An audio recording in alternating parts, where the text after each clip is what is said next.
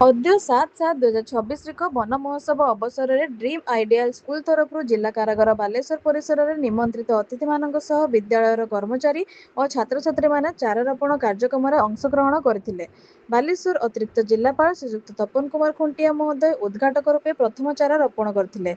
मुख्य अतिथि भाव जिला कारागार अधीक्षक श्रीमती सुचित्रा दास महोदया गछ लगाइबा सह एभली महत् काम पाई अनुष्ठान को धन्यवाद देते।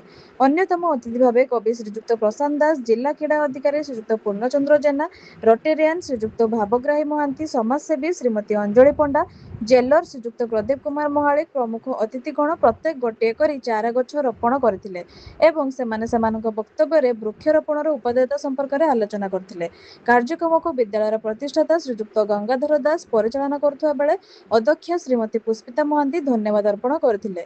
अनिता राणी दास, आरती बाला दास, मौसुखी चटर्जी, मामुनी महापात्र, नमिता बाग, पूजा परिड़ा, गायत्री दलई, सुनीता पढ़ियारी, जयस्मिता पंडा, गीताराणी दास, जली महांती, शरीफुद्दीन मोहम्मद, निरंजन दास प्रमुख कर्मचारी कार्य सहयोग करथिले।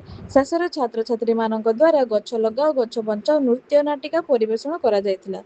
बालेश्वर त्रिलोचन महांती को रिपोर्ट, निवेदिता न्यूज।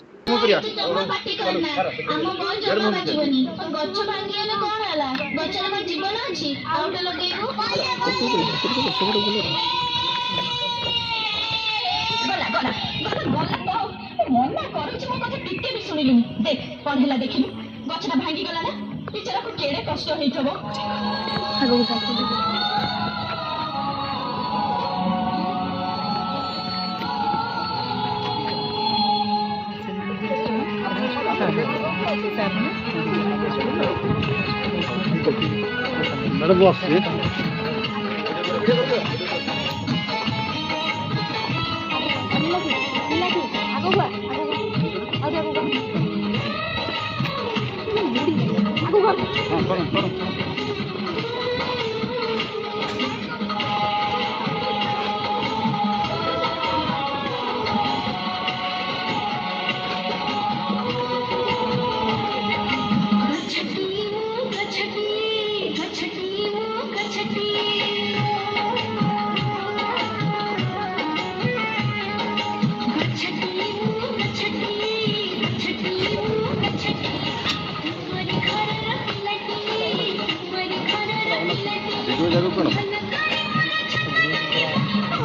जरूर